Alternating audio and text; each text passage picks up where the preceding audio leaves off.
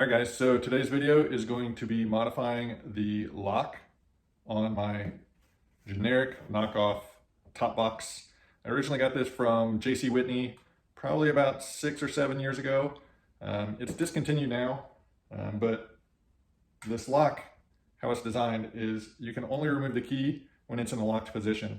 And that means you can't access this without a key in it.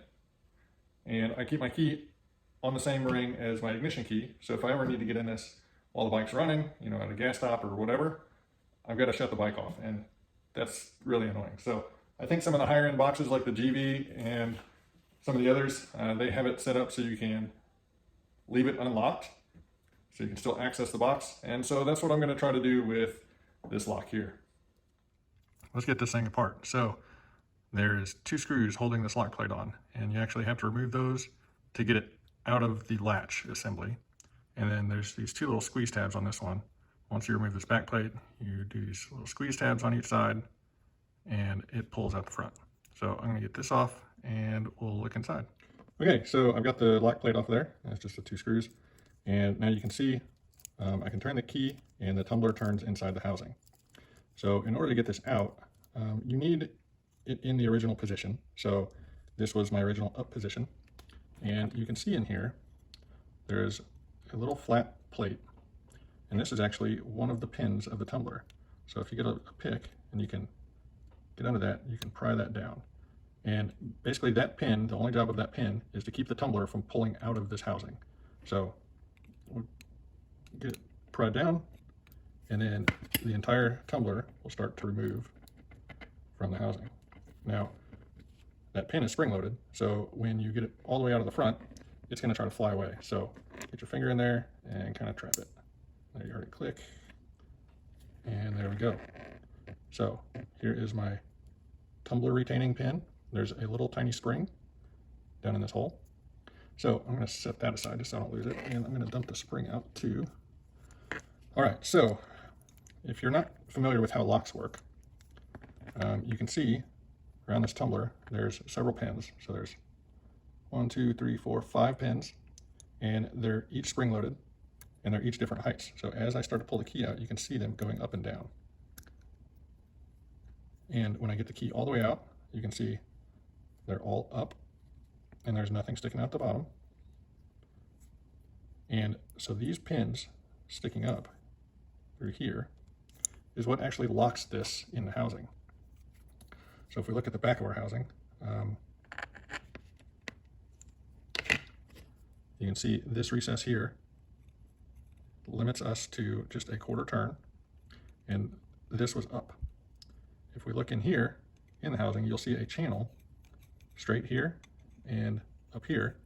There's a channel cut in there that gives a place for these pins to go when the key is removed. On the sides over here, there's this strip of plastic here that just prevents the pins from coming out at that point. So you do need this upper and this lower divider, but the center one I'm going to carve out of there just so there's room for the pins to go when the tumbler is turned when I pull the key out. And so that will basically lock the tumbler in the turned position. I'll pull the key out. The housing will retain the pins in that channel. And then when I want to lock it, I put the key back in, I can turn it to the lock position and lock everything up.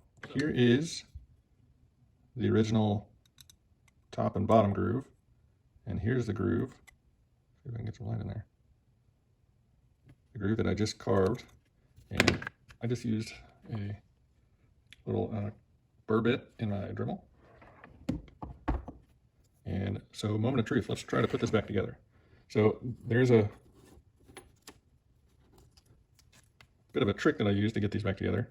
Is I've got a real thin piece of, you know, fairly stiff plastic, and I will stick that in to this top groove, and I'll put it all the way through. So it's in the top channel. And what that does is it allows this retention pin to kind of slide in and get depressed to go all the way in. Once I get it started in there, I can pull my plastic out and then push it all the way through, and it'll lock in place there. So I can still pull my key out there, and now let's turn it we'll turn it to the other position. My key still doesn't come out.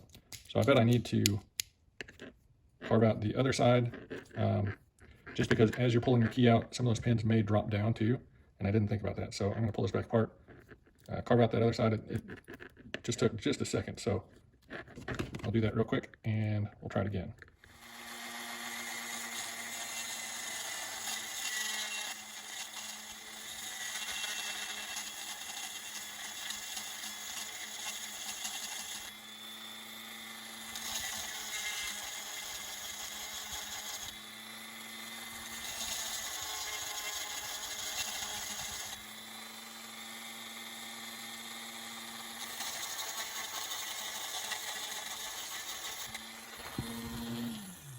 All right, so now you can see, should be able to see that I've got 4 channels in there. And so let's put it back together. Okay, moment of truth. So keys out, I'll go in the up position, I'll turn it. Oh, so close. Why? Oh.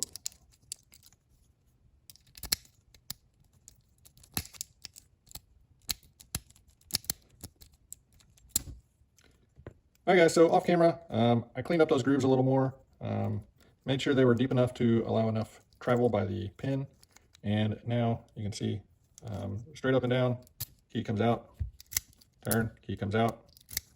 So now it's working how it should. So if I just stick it part way in, I can't turn it, pull it out, stick it part way in, I can't turn it. So, yep, you just got to make sure those new channels that you cut, that they're the same depth as the original channels. Otherwise, those pins won't have enough clearance to move out of the way when these bumps in the key are going through. So now that it's working, you can see I got the key out. The tumbler is in the side position, so I can just open my trunk, close it, and be good to go. Hop on my bike. Don't need to pull the key out of the ignition or anything.